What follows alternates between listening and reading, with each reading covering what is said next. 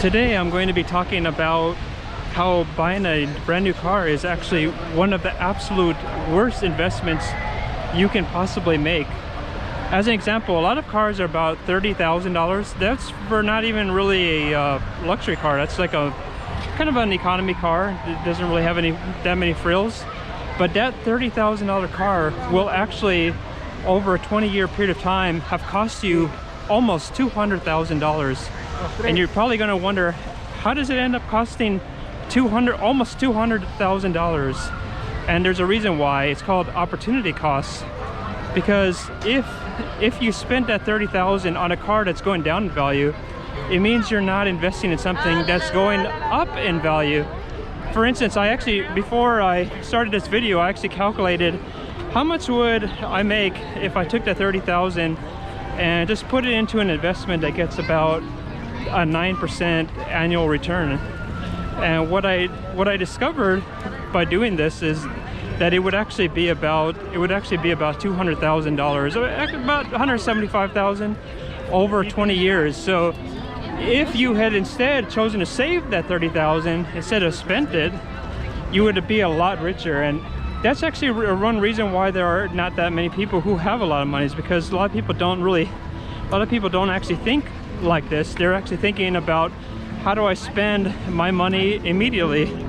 And that's actually one reason why a lot of people are actually broke. I mean, there's a lot of auto loans. So not only are people actually spending money, they're not only just spending money that they have, they're actually spending money they don't have and going into debt in order to buy a car that will eventually become worthless. So that's really a bad move. I mean, it's okay to buy a car, you do need it to go around, but you can always save money by buying used.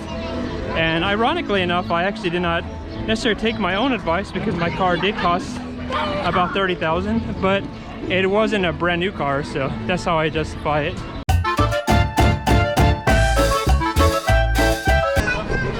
So another mistake that people oftentimes make with money is that there's an assumption that, for instance, like clothing, which is a commodity, that if you buy it at an expensive store, that it somehow means that it's worth more, or that it's worth a high price. Whereas in reality, that really is not the case. Oftentimes you could pay a lot more and it just is not worth more. As an example, I always see shirts like or suits for like a $500 to maybe $1,000 at a place like Nordstrom. You can get a lot of those places at discount suit places, but there's a big difference not in the suit, but in terms of the way the store is laid out. Like at a Nordstrom or at a fancy store, they're going to go all out and making it look fancy. They'll have a piano player.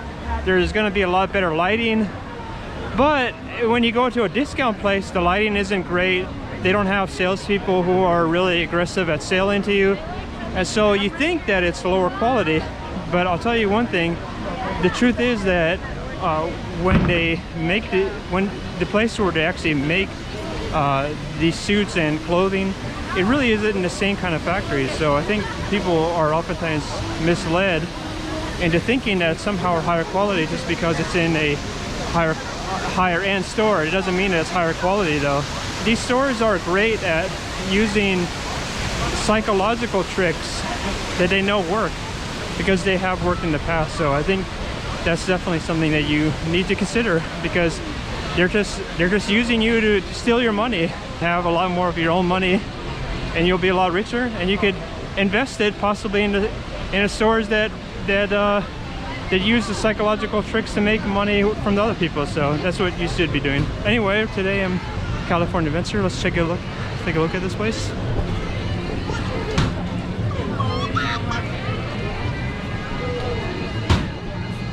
And one of the top mistakes I see people make has to do a lot with how they invest.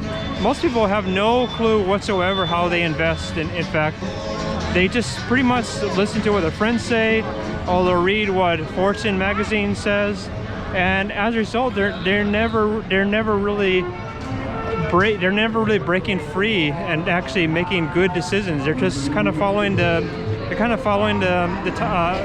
big tide, basically following what everybody's saying. That's not how people get rich.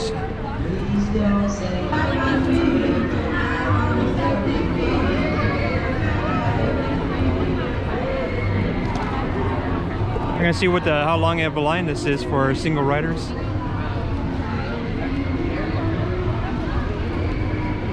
Oh, 35 minutes? That's not too bad.